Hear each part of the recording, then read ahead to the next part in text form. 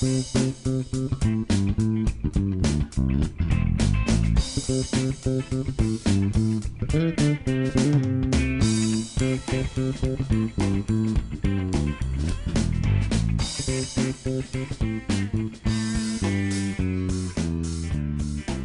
right, so another how to underscore music. This time we're talking about how to go pro with your music, and we've got a great guest joining. First, I should say, with Dave Connors, myself, I'm Joe Connors. Welcome. And joining us in the studio today, we've got Joe McLeod. Howdy. And we're talking about how to go pro. How Absolutely. to go pro with your music. So this is that moment where, there's so many people out there making music, loving making music. They're jamming in the garage, in the basement, and this is taking it from the garage to the basement to the stage. Go. Yeah, well, I feel like it's hard, right? Like if like theoretically now music is like more accessible and like a career in music is more accessible than ever, but it's like equally as hard because all of the information that a label used to help you find is hidden in a million blogs on Google. For sure. Right. Do you want to just give us a bit of an origin story, Joe? Yeah. Kind of I guess I can do that. Talk Yeah. about Run you. through Let's get that. into the philosophy of what the makes music you? industry. What yeah. makes you, Joe McLeod? Oh, it's a good question. Well, I guess like context, I started playing music when I was 8. I started taking lessons at this store when it was in your parents' basement or Right. basement level, Lower floor? level. Lower, yeah. In the house. The first floor. In the house. First floor. I remember distinctly recording a version of "Do You Hear What I Hear" on the Connors Music Christmas album, and I believe it was 2004. That had been wow. compact disc edition. Yeah, and I remember that was my first studio recording opportunity. Right. I took lessons for a few years. I then decided that I didn't think it was for me, like in terms of theory. I just didn't get it. I don't think there is a too young, but for me, I think I just wasn't there yet. Yeah. So I took a few years off, and then when I think I was 12, I came back. And I had a lesson. My old teacher, Mark, was no longer here or was transitioning out. So I had a lesson with your dad. And he then said, "What are your goals?" And I said, "My goal is to work here." So he said, "Okay, like we could do that, but you're going to have to learn theory." Right. So then fast forward. So many guys, right? I Yeah. want to work here. Yeah, okay. But Literally, can, this can is you like read? the How to Learn Music podcast. Yeah, that was the Yeah, whole that was like synopsis. the whole Right? idea. It's not for me now, it's for me later. Yeah. Yeah. And basically then I said, I want to work here. Fast forward, I think I was 15, maybe just 16. Got offered a job, started teaching, the kids' classes, worked here to the end of high school, moved to England, didn't bring a guitar. Didn't think, I was like, okay, like, my passion is music, but it's a hobby. And then once I moved back from England and I was in Kingston, I was going to school at Queen's University, I started playing everywhere in Kingston, like every student charity, every bar, band, solo, duo, whatever. And then I was like, okay, like this is actually what I want to do, but I was already halfway through a degree. So I finished the degree while gigging and recording and making music. And then as soon as I graduated, What's the degree in? I have a double major in film and media production and global development. Because I was gonna say that's actually There's correlation. Yeah, I was gonna say we'll get to that Yeah, later. yeah. Anyways, continue. Yeah, so as soon as I graduated, it was basically full tilt into music. Like I've always had other jobs because, it's very hard to sustain music. And I think that's the difference of going pro. There's a lot of pro musicians who are gigging 5 days a week who make a decent living. And then there's pro musicians who are gigging once every few months but selling a lot of tickets. And it's interesting to choose the path you want to go down. But for me, my voice, my style of performing is very full throttle. So I can't do a 4-hour night at a bar. And I very quickly realized that when I was at Queen's and I was doing that all the time, I'd get burnt out. So for me, doing original music and doing more specific shows in specific time frames in specific cities made more sense. So for me, there's peaks and valleys of money, right? So it's like, when there's peaks of, 20 shows, you got a period of time where you're doing really well. But when it's a valley, you can't oversaturate your market, right? So during those few months when you're not playing, you got to have a job. So I've always been, back and forth since graduating. I love hearing you take it with saturate the marketing. Like, for example, there's a lot of musicians out there, have guitar, will travel. And they're like, where can I go and who will take me? And I will take every single gig possible and I will just do. Yeah. And that's great. But it's also like when you start thinking of it as a passion, but if you're thinking about taking it pro. Yeah. And pro, I think we'll all agree, pro is the second, I've said this to people, the second you get paid for the craft, you're pro. That's pro. Yeah. Oh, yeah. 100%. Yeah, Even if you're not good, but you're paid. Hey, there's a lot you're of, making money. Yeah, there's 100%. a lot of musicians who You know, they don't necessarily have to be super talented, but Yeah. that's only one of the check boxes Yeah. to being able to be a marketable musician. Yeah. But you know that idea of depriving your audience of the goods for a bit, it's kind of like getting hot cross buns only at Easter. Yeah. You know, Yeah. like it really is. You're like, oh, I can't wait, and then you have one. You're like, oh, okay, that was good. And then you Yeah. wait a whole nother year. You're like, oh, the Yeah. hot cross buns are out Yeah. again. You know, or the Eggnog in Yeah, summer. and it you feels know. like counterintuitive as well, though, to not go because you want to sell more in a month. You know, Yeah. it's like you Right. get opportunities to open, or you get opportunities that pop up, and you got to weigh it. It's like, does this make sense, or is this worth me, saturating the audience for this opportunity? And it becomes like strategic. You know. Yeah, for sure. So I'm going to back it up a little bit. So the idea that you started with, let's go to the days in Kingston. Joe McLeod, and playing the Kingston scene. Yeah. So what was it that got you to, like, I have guitar, taking a gig? Yeah. What was it like trying to take your first gigs in that area? It was honestly Kingston. Kingston claims that it's the music capital of Canada, and I'm not going to dispute that fact because I love Kingston. Yeah. Whichever camera. Queen's University plug. I do. Continue. I love Kingston. The music scene is amazing. It really uplifted me. It allowed me to cut my teeth, but it's accessible. So the nice thing about it, it's a student town. So if you're involved at all with anybody who runs a charity, like a student organization, the way that they raise money typically is they'll have a bar night, and they need bands. So for me, it was really easy because I had friends who were really involved that would say, "Hey, I'm running a relay for life event, and we need musicians. Like, would you come play?"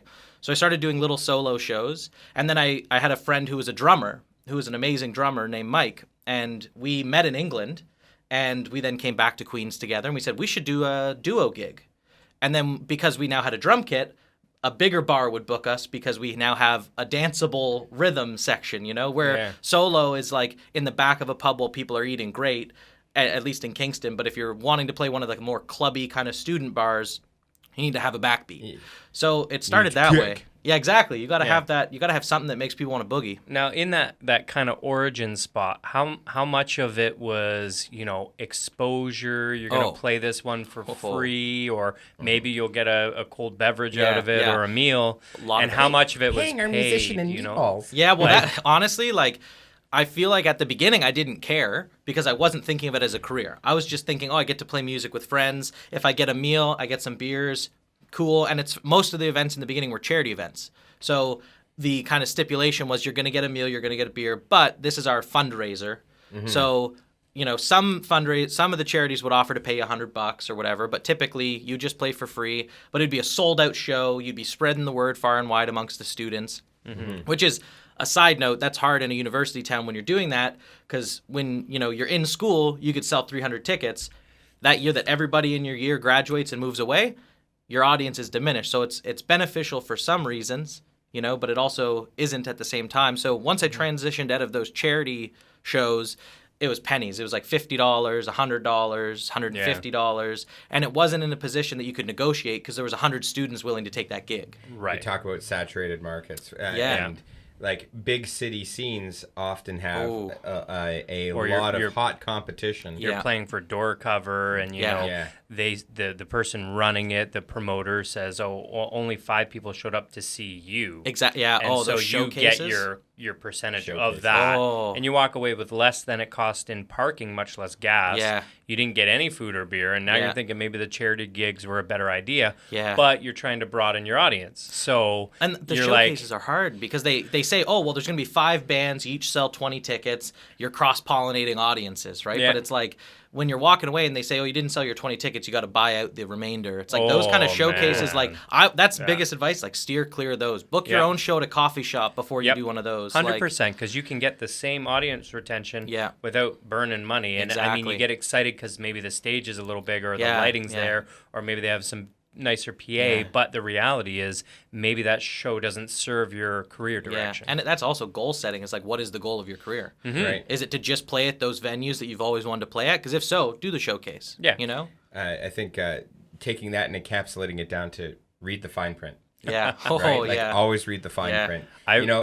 Sorry, go. Yeah, no, that's fine. And then I'll tell the story. Yeah, no, you go. I was sitting in with Bernadette's band playing bass at this, I forget which club, but the promoter, literally, we were the headliner, so it was like all exciting. We're touted as the headliner, and we take the stage to a very small crowd of people who you know, I don't know what's going on as far as the audience is happening.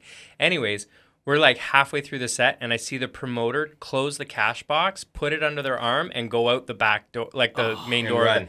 And Bernadette, mid-song, jumps off the stage and chases him out the front door into the street. Right. Yeah. It was like, you know, read the fine print, like, or know who you're working with. Bring a wireless mic. Sometimes you don't. She did. So to Bernadette's credit, you know what I mean? Like, she knows how to work. I was gonna say she gets that working it as a business angle. Yeah. So you know, there's a lot of other people who be like, oh, I guess he's just going to keep it safe and check it. Yeah, right. And she's like, hard no. That I know that, especially because in that case, she's the headliner. Yeah. So other people would have been like brought in that, oh, you're going to open for Bernadette. Yeah. Right? Yeah. So like she was the main draw in that case. Yeah, so, for sure.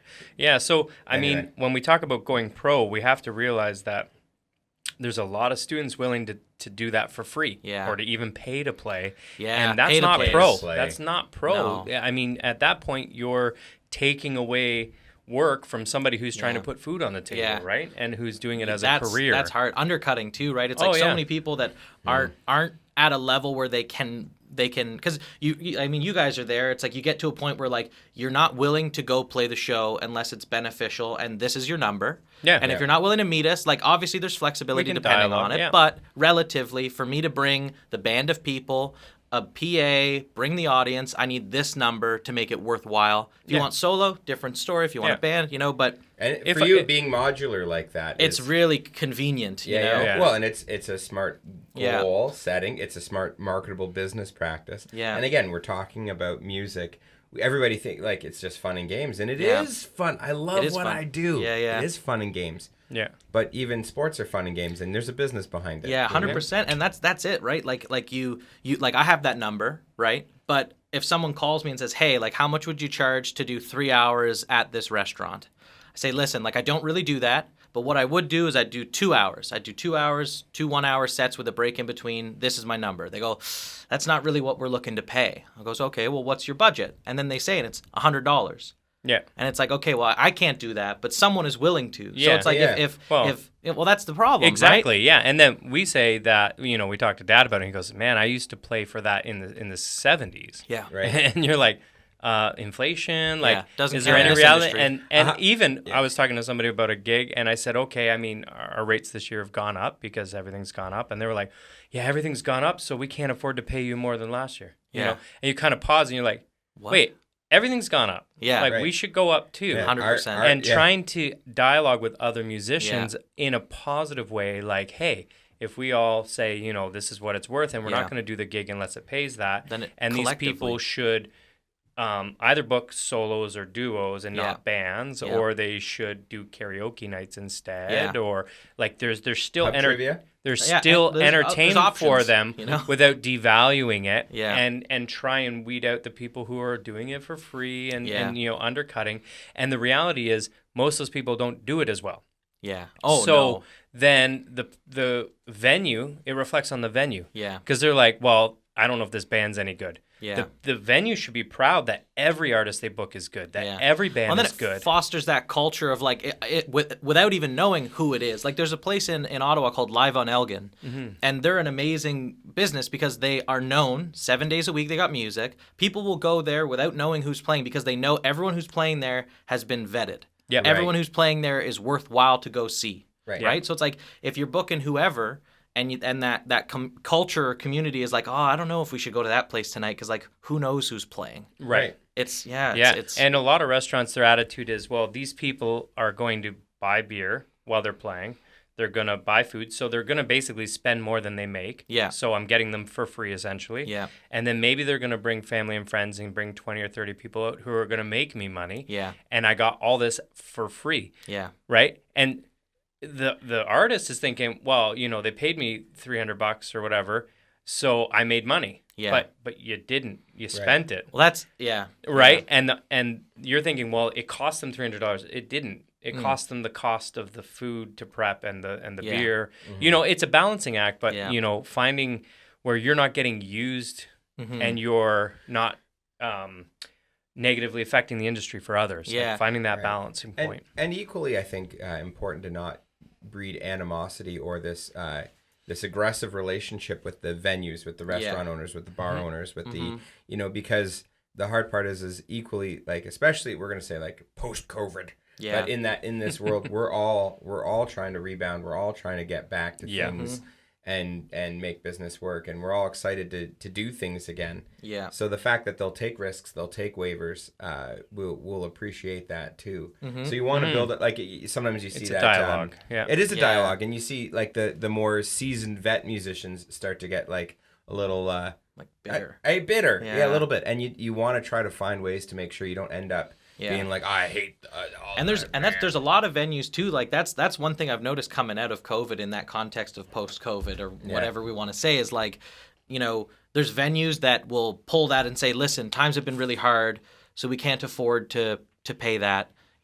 And then to your point, Dave, it's like everybody's been having a hard time. But then there's alternative venues that A, survived throughout the pandemic, but B, started afterwards that come out and say, listen, we want you to bring a good energy, a good vibe, and we want you to be happy, so we will pay that. And that fosters such a community. It's like Old Flame in Newmarket. Yeah. Like they opened that event space, and every week they had great musicians. They paid them fairly. Yeah. And now there's a community around that place where everyone knows if we go there, it's going to be a good time. Nice. And you still need venues for the people who are learning. Yeah, absolutely. They're not pro. It's a non-pro band. And that's great. Pro. Not even that aren't pro, that aren't making money. You have to start somewhere, and maybe that's a coffee shop, maybe that's a backyard party, maybe that open mics are great for like mics are sharpening awesome your skills. So we're not saying that there's no place for people who aren't in the business of it, but we have to start to delineate and put things in the right order. Yeah, and that's the division, right? It's like there's a reason why bands such as yourself can command what you command is because you've put in the time, you've put in like the effort, and it's like you bring an audience, you bring a really good performance. So it's like there's things that you've perfected over time, and it's like everybody can get to that point if they put in the time. And one of the best pieces of advice I ever got about going pro, in quotes, is in 5 years when half the people surrounding you are quitting, do another 5. Yeah, it's like that's the best advice I've ever received.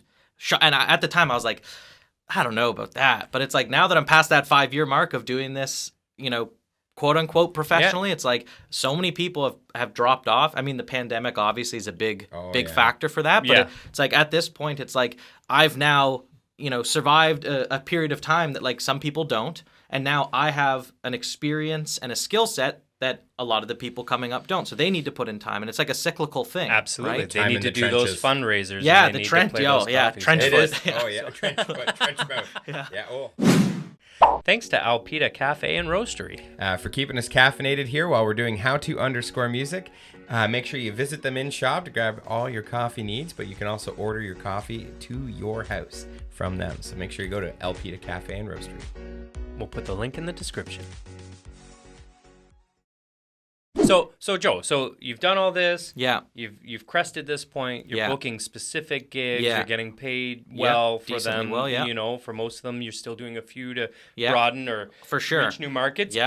But because it's like okay. So what's next? Where are you at? Well, at this point, I put out a handful of songs from 2019. I put out like a song a year basically. So I put out a single, promoted it really heavily. It was great. It did really well. I submit to like thousands of playlists, and it did really well streaming. It's called Walk Me Home, and I was stoked about this. But what I didn't realize is it's still my most streamed song. But at the time when the majority of people streamed it, there was nothing else for them to listen to. Right. So they saw that one song, and then they took off. They right. Went, great. Nice. Exactly. Right. Nice. So yeah, like all right. So that's a great song. I also like so and so over here. Exactly. Right? And there's nothing else to go for. That audience. So then that was in 2019. Fast forward, I was planning on putting a song out in the new year. COVID happens. I still put it out that summer. It did okay. Following year, I did a few live songs, like acoustic instead of full band productions. And then I kind of pivoted. I had a studio space and I had recording gear, some of which I bought here. Yeah. And I started to record guitar parts for an album. I then put out a 10-song album independently. I worked on it with my friend Ferd, and basically did the whole shebang, did vinyl, CDs, all of that. And then through that, I then signed a record deal for my upcoming record. So I'm at this point now where it's being really, really strategic, more strategic than it's been in the last 5-6 years. Like it's very poignant. So that little leap there, you have a leap that's different than us. We've done the album, we've been releasing singles, trying to broaden the audience. We have a new album coming out, so we're doing a similar kind of thing, except we're completely independent. Yeah. So how did that leap occur? That transition from fully independent, doing literally everything yourself, to having a label? And that label, how much of that percentage-wise would you say that label does for you, and how much do you still have to carry to the end zone? It's a good question. Carry to the end zone. I like that. I like that analogy. I think the biggest thing is kind of going back to that idea of like the pivot of the music industry. It's like, 20 years ago, if you had talent, a label would take a chance on you and put all of their marketing dollars. They would get songwriters, and this is even more than 20 years ago. But typically that was the industry. Is if you had talent and you had the drive and you had a connection, somebody could piece together something that gets you an audience, mold you into exactly. And the difference is now that streaming is accessible, you can have a home recording equipment. There's so much that independent artists can do now. Is the level of which you have to get to for a label or the industry to look at you is a lot different than what it was before. So in my opinion, it's the fact that I was a proven model of success. I put out vinyl, I put out CDs, and I sold enough of them to pay off the cost of making them. So then everything from that point on was profit. So once that happened, this label that I've known for a while, really good guy, he's managed friends of mine. Like I've known. How did you meet him? So I met him through the Elwins. Okay. So he managed the Elwins for a long time. And basically through that, it's a proven model of success because a label is a business and they need to be able to make money. So once he saw that, okay, you can sell X amount of records, that means making the records is paid for. You're a proven model of success. I personally think that's kind of the thing that put me over the ledge. Of course, having good music, having good marketing, having good videos, like it's such a bucket of things that you need. Selling those shows. Selling the shows is important. But I also think to some degree selling the shows is the catalyst that got me to be able to sell the records, right? It's like I wouldn't have been able to sell enough records if I didn't sell X amount of hundreds of tickets in Toronto, 100 tickets in Ottawa. Like if I didn't have those audiences to buy the records, I would never have been able to make them because I wouldn't have been able to sell them. Absolutely. So it's like a full package. You know, it's like I think firing on all pistons. Yeah, really. That's the feel I always get when it talks about all the different avenues you have to keep rocking. And you have to. And it's like I think that's where my media and film background comes in, is my marketing is really... Right. Just waiting for that to come around full circle. We knew that was coming. My marketing is really like the video production. I understand communications. I understand paid advertising. I understand that stuff really well. Web design, SEO. Like I know how to optimize that. So I think that's been a really big thing for me. And in terms of now moving forward, the way that it works with, labels and royalties and whatnot is, I paid for the production of the record. That means I own the record. So now I license the record to the company. So they're taking a percentage for the terms. I'm not going to get into the details of our contract. But kind of for as long as our term is, they collect their royalties. At the end of that term, it all comes back to me because I own the record. I own the recordings. So the label is doing a lot of things, and this is where it gets interesting from like a major label perspective to an indie label to a quasi deal where it's like label and management. Is a big label often will have 360 deals. So that means they're doing your marketing, they're doing your videos, they're doing your they're paying for your recording, they're paying for songwriting sessions, they're paying for everything. And what that means is they're making a machine, right? They're making a machine. They're making a machine. They're going to send you on the road. You're going to make all the money. And they're going to collect, you're going to owe them hundreds of thousands of dollars. They own your soul. But the hope is in 5 years, you're profitable enough that you're now making good money. You've paid off your debt to them that was the investment to get you there, right?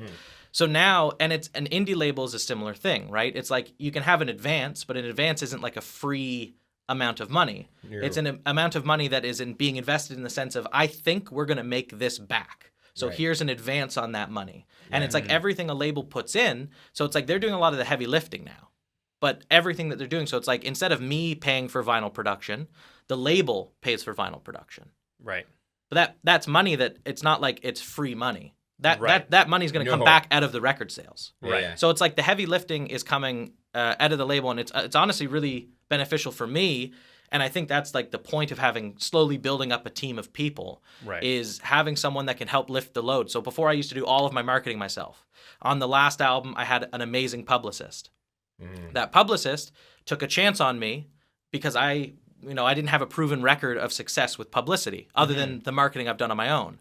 So taking it to that industry marketing of blogs, TV shows, that having a publicist allowed me to focus on doing a lot of other things like booking the shows, making the vinyl. I wasn't worried about doing all of the marketing.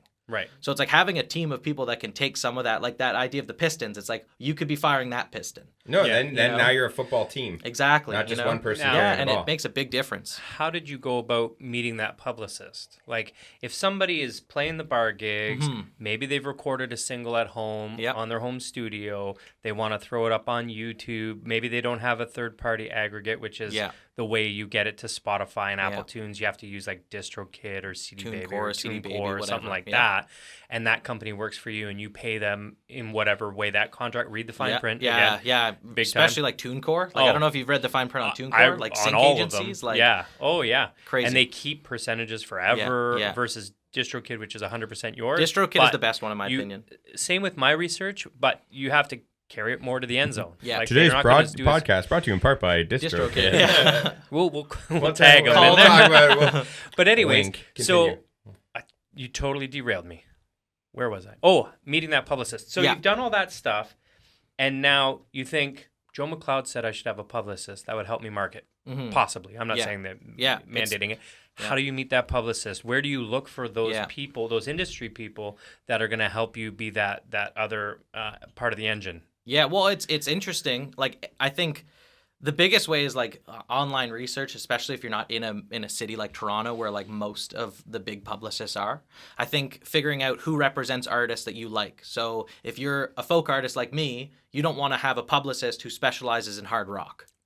Right. So it's like figuring out that is kind of a stepping stone. Having a press kit, so like, or a website typically that you can send to them, a link to your music. Because a publicist, typically, there's two ways that a publicist will work in my purview from my experiences. A, they want to get paid no matter what. They will take you on. Publicists don't promise anything.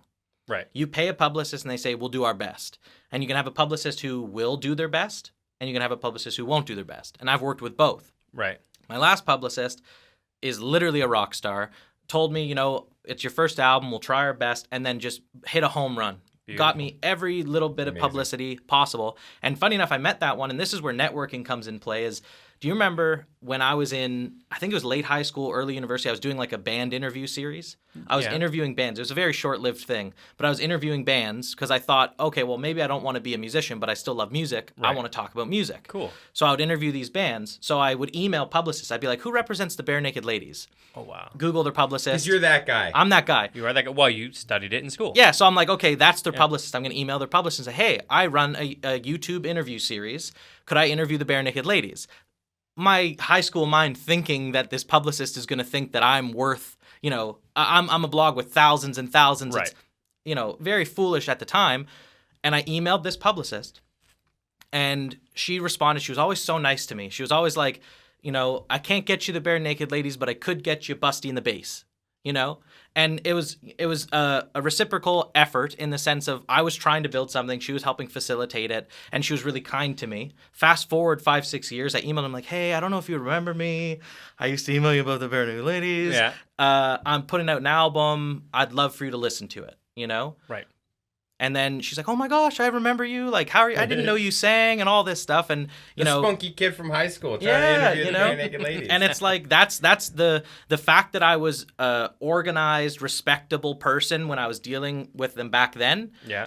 Allowed for the interaction to be smooth and positive when I reached back out, but that wasn't a guarantee. Right. So this is a publicist who says, I don't care if you pay me double my rate. If I don't believe in the music and I don't believe that I can work it, I'm not going to take it on. Right. Which is what you want to hear. Yeah. And even though it's a publicist you might want to pay double the rate, it's like it's not worth it unless they're going to... If they're not interested. They're not going to fight for you. They need to believe in it as much as you. And that's what building a team is like everybody on your team should think that you are the next rock star of the world, And thankfully, she even told me on the phone, she's like, I'm going to listen, but like, don't get your hopes up, we have a lot of big projects. It's a busy time. And then she called me like a week later. I love the record. Like, let's do it. So that's how that connection came. But it's really just like talk to everybody, and don't expect things, right? Like, send your record around. Like, if you have a record, send it to a publicist. Say, I'd love for your feedback. Yeah. Without even the context of I'm going to hire you. Yeah. Because if they're excited about it, they'll say, I love this record. I'd love to talk to you about working it. Right. Right? So there's... Well, and that puts you in the negotiation chair. Exactly. In a good way. In a good way. Versus you going, please, please, please, can you please, please? Yeah. If you're not doing that and you're confident in your product, you've worked hard at it, you've put in the time, you say, I have a good product, I'm going to give it to you to just listen to and see what you think. Yeah. And we did that, not probably with the right avenue as far as publicists and labels. We did it with Canadian icons that we that was a fun I remember thing. really loved. Yeah. So it was for Canada Canada 150 moment. That was so a cool our idea. maple flavored album, we mailed generated, it off to everybody. I think each bandmate picked 15, 20 favorite 10, Canadians? Something like that, favorite Canadians. Canadians, and we just sent them a letter with the album. See, that's for free. ingenious We just marketing. mailed it out. I love. And we got letters back from David Don Suzuki, Cherry, yeah. David Suzuki, David Suzuki wrote, Justin he's Trudeau. like, I I'm was listening sick to here, this Trudeau. album on the way to my cottage. That's this cool. is perfect. Yeah. And Don Cherry's like Trudeau wrote back. Yeah. Really? Yeah. See, like, that's ingenious marketing, though. But I mean, it's still cool. smart, though, Yeah, because yeah. someone, whether it was Trudeau or not, someone listened to that record. Yeah. Somebody wrote that. Yeah. Like your name is now floating around a crowd of people. At some point, maybe they go, oh, we're doing a Canada Day at Parliament. Remember that band that Hey, sent... that CD, it's just happened to be on my desk. Yeah. You know, you never know. Yeah. And That's I so wouldn't smart. say a lot came from it other than a really good time. Yeah. But it was cool. But the And thing is, being like, confident. It's like maybe nothing happened right now. Yeah. But in 5 years, you never know. And like that's Never the know. publicist. It's like 6 years later. We did end up playing Peter Van Loan's We did some party. parliamentary Parliamentary gigs. Members of private. Parliament. Oh, yeah. cha-ching. Yeah. So, Yeah. but that's kind of the journey, right? You do those kind of put the legwork in, and you try things, and but well, you know, and then smart. Scott Davidson booked us as well. I like that the angle is that you weren't we weren't coming. We out didn't like, ask for "Please." anything. Yeah. We offered It's like, something. And that's the big spin is you offer something, and as a musician, you're always offering yourself to the audience first, right? Because without an audience, no one's listening. Yeah. So you're offering yourself to them. You hope they reciprocate that energy, and then it's synergy. Yeah. And then you continue that throughout your career. You're constantly to labels, to publicists, to Spotify, to YouTube, to whoever. You're sharing in that and just putting yourself out. But you have to be confident. Yeah, because if you don't believe in it, like that's the trick. Is like if you want people to believe in it, you know, as much as you do, like you have to believe. You have to be the biggest champion for your own work. And maybe your thing is so unique that there's only an audience of 10 people that like it. And if you're confident with that, great. Do that. Own that. You know, and it doesn't take wonderful. much too, right? Like they say, if you have 1,000 dedicated fans that will buy a record, that will go to your show, if you have 1,000, you can have a career. And like optically, if you look at the numbers, like analytically, that makes sense, right? Because if you sell 1,000 records, like that's a lot of money. That's an annual income. Yeah. So it's if you Sort could of, do but that. It will. I mean, like vinyl records. If you're selling 1,000 vinyl records, the cost offset. Like you're not making a killing. Not on Google Play. Well, no. streaming versus, and that's that's where But you earlier. can download buy the download. Yeah, but like that's where the physical like vinyl. I think I just Dave, did you tell me this or somebody told me for the first time since like 1987? Vinyl record has outsold CDs. Yeah, like it is making 100%. a huge comeback. Well, and because CDs are on the way out, they are. But even dated 10 media at this point. They're going to be back. Years ago. CDs, well, because people were doing the cassettes are coming back. Yeah. So I want to see 8 tracks come back. Oh, that'd be cool. The real deal. So something you'd said earlier about 20 years ago about the music industry, and then you retooled that and said maybe more like 30 or 40 about like what was selling and what was not. It was at that point where like the Napster era. Yeah. So I'm hitting that for a second, and I remember we were at a seminar, and they did it where it was the ringtones. That was the number one way for bands to get their revenue. Because you spend the same amount of money on a ringtone as you would for the full song, and it's only a 15, 30-second loop. Like, that was smart. Big. It was big. Thanks to Roland, we're using the Aerocaster live streaming system, the VRC-01, and all the mics we're using today are the Aston series mics. We have the Origin and we have the Stealths, and we just want to give a shout out. We're not sponsored by them, but we wanted to just share with you what we're using in case you're interested in starting your own podcast. That is the powerhouse behind how-to_music. So, okay, you've done all that. Yeah.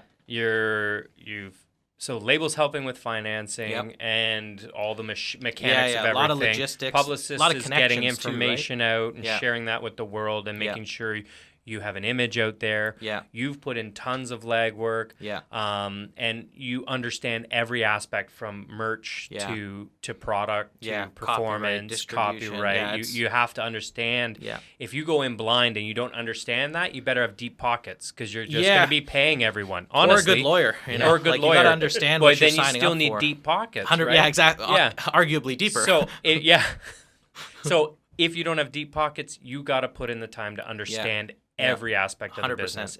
And I think other people make it real big, maybe just because they have deep pockets and they burn a lot of cash to get there. Yeah. And eventually they get there. You can do it that way, but there's a lot of people making a lot of money off you. Yeah. Yeah, for a long time. For years, for a decade maybe. Before you kind of opt out of that and you're like back in the independent zone of like, I've paid off everything that's needed to be paid off from people investing and paying off all of these avenues. It takes a while. For sure. So we've hit the fork in the road. The Connors brothers have gone a different direction than where you're heading. Yeah. Although we're both pro and we're both moving in the same direction, arguably. So what's next for you? For me? Yeah. Well, for me, it's I have a 12-song record done as of right now. So it's just in the stages of like moving into vinyl production, planning single releases, like the strategy behind releasing the music, what songs to release, filming music videos, getting all the marketing material ready. And that's where that like peak and valley is like important in my eyes. Is right now I just finished, like as we're filming this, I'm just finishing a 3-month stint of basically running a marathon of going back and forth across the country, played the first show in New York, like doing a ton of stuff. And I'm now going into probably a 3-month period of a valley where all I'm going to be doing is administrative behind the scenes, filming, getting material ready. So when the next phase of a peak comes, I have everything ready to capitalize on the momentum. Yeah. So right now it's just planning for that, release a record in the fall. And then the big goal for me in the next like calendar year, I would say. So from April 2023 to 2024, I want to do Europe and I want to do Asia. Okay, and is that like will the label fuel that? Huge facilitation. Okay, because I wouldn't know where to begin other than we played in Ireland and all we did is we got on a plane and we landed there and then we went to a pub and we played for free. We were booked to play a wedding, but it was like, and then a friend of us hooked us up with Grafton Street, got the pass. Us. He was an Irish citizen. That's cool. He booked a busker license, he temporary weekend license, and we got to do that. And so we got to do a European thing in Ireland, and for non-European. We did Northern Ireland. Like for the music that we do, trying to like be a Canadian and maple flavored thing, and trying to bring that abroad. If anything, we should just focus on the East Coast. Know your market. Well, that's it, right? Like for Europe, for my type of music, like Europe, you look at the big kind of countries that have a North American audience, like Germany, Austria, Switzerland. If you're a North American folk pop artist like myself and you go there, people are coming purely because you're coming from North America as a folk pop artist. Right. You don't need to have an international brand, but that's also how you build it. And the way that I look at it is like we talked about Kingston. It's like I started going to Ottawa, but when I went to Ottawa, I would have to play a 4-hour gig solo at a restaurant so people would know me. So then eventually when I did an original show, I could sell the tickets to those people. Right. So it's similar as like Europe. It's like I'm not positive, but I'm probably going to end up doing a solo tour because there's not as much money, not as much ticket sales, not as much generation of income. Right. But then maybe because I spend a month there doing that, the next time I go back, maybe there's enough money to bring a duo or a trio. And it's just kind of a slow build. But the label's a huge facilitation in that way because as a Canadian label, typically they'll have counterparts. Either they release internationally or they'll have a partner label in another country. So they help facilitate that release, have touring, all the marketing. Exactly. And now you can find some of those. And similarly, like when you're sending your record around, like you can send your record to labels in Europe. Right. And maybe they'll pick you up first. You never know because you're an international act. Right. So like that could be a good avenue. And typically what I've been told and what I've noticed now that I've been going international, as soon as you go across a border and come back, you're instantly way more cool. People think you're much more professional. They think you're being taken more seriously, even though you're not necessarily. You just have the right people. A lot of Guinness. Yeah, which makes you more respectable. Well, and one thing I always say, like, for anybody doing anything, never undersell yourself. Yeah. No. Like, if you go international, don't be like, well, we did this thing. And it's Play like, it no. up. Yeah, never. Enjoy like, it. I've heard bands, especially That's humble ones, and they're like, publicity. They're like, well, we own just that. did this thing. And I'm like, no, don't undersell. Yeah. What are you talking about? Yeah. You did this great thing. That was amazing. Exactly. So I'm Joe Connors. I'm Dave Connors. And we're doing the podcast How To _music. We're doing how to go pro with your music, and that's going to turn into a great class here at Connors Music with Joe McLeod. He's going to be joining us. Make sure you visit connorsmusic.ca. Joe, what are some of the things we're going to talk about in this class? We're going to talk about how to go from a garage band to booking your first gig. We're going to talk about the intro to copyright and royalties. We're going to talk about intro to publicity and marketing, how to get your music on Spotify. A lot of basics to get you suited and situated for your first kind of move into being a professional musician. Check out the Joe McLeod How to Go Pro with Your Music class here at Connors Music. That's www.connorsmusic.ca. As we're coming to a conclusion here shortly, let's just kind of rewind and track through here. So, 8 years old you started. Yep. You had a vision. Yep. That vision changed. Yep. You left music sort of for a bit. Then you came back to it. Yep. Then you decided you wanted to be a teacher. So you always had a goal in mind. And whatever that goal was, you were always trying to move towards it, whether it was music or not. So important. And then if you don't have a goal, you'll have no direction. And so I can see that you pretty much had a goal constantly. Yeah. Now I want to do this. I want to get subscribers on YouTube. I want to get, you set that goal. And you put your energy and your focus into that goal. And, and you've worked that your whole career that way. And you still have goals. And you'll always have goals. Yeah. I'm always like a 5 to 10 year lineation down the road of like, what do I want to accomplish in 5 years? And how will that facilitate what I want to accomplish in 10? And it's like, what are the steps I need to take each year to get to those goals? It's like, I'm very detail oriented, which is also like, that's why having a team can be important too, because not everybody has the duality of the business strategy thinking and the creative. A lot of musicians don't lack that. Yeah. Well, because it's like creative arts is like a very special thing, you know? So I think on that note, it's hard for some people to put that other hat on. Yeah. A lot of us. So set a goal, and whether your goal is I only want to be a YouTube artist and maybe have 12 subs and that's great and I'll just do that. Or maybe your goal is I want to be an international touring artist and I want to make a career out of this and make a living at it. And both are great. And I think great avenues for your music. Yeah, and it's like either one of those goals, it's like as long as you're happy with it, it's like either way, if you're in the music industry, it's like researching these little topics we've talked about. It's like it's important to like just understand. So it's if you're on YouTube and your goal is to, do a cover a week on YouTube. Yeah. Great. You should still be registering some of that copyright royalty. So then you understand that even if you're only playing to 12 people, you're covered. It's like that kind of like little details. It's like understanding that no matter what your goals are helps facilitate like reaching the goal in a more effective way. Absolutely. Right? Well, and from my understanding, Joe, you're excited to share the knowledge you've gained so far with everyone. Right? I'm so stoked. Well, that's like for me, it was so hard to like find all this information. Yeah. And it's like it's through countless hours on the internet searching, and it's through like. My philosophy is like, don't have an ego. I would call anybody under the sun, anywhere at any point and say, I have a bunch of questions. Can I ask you them? And it's intimidating because I feel like most people think I don't want to mooch information off of you. Yeah. But most people, if they're passionate about what they do, like a publicist, if you don't really know about the world of publicity, like talk to a publicist and just say, hey, could I like 15 minutes? Can I buy you a coffee? Yeah. Could I just pick your brain about what you do and like could you give me some tips? Or same with management. If you're looking for a manager, I've had many conversations with music managers that had no interest in managing me but were more than willing to give me advice. So it's like that idea. It's like for me, I've just put all of that information into I mean for myself, that's kind of how I've planned my trajectory. But then also like I've been helping a lot of friends along the way, which is why I put together this workshop that I'm stoked to run at Connors Music. And we love it. Bam. Hit up our website at www.connorsmusic.ca and you'll be able to find the class there if you're interested in it.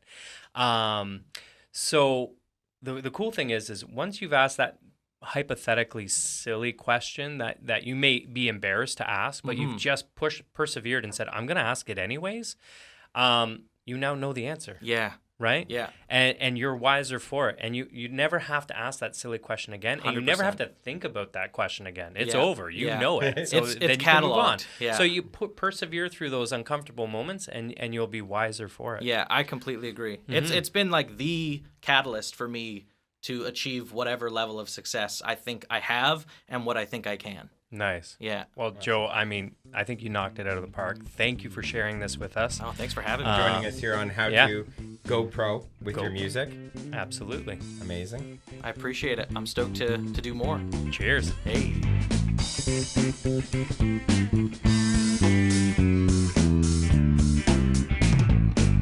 You're such a beautiful lady. She said, show me the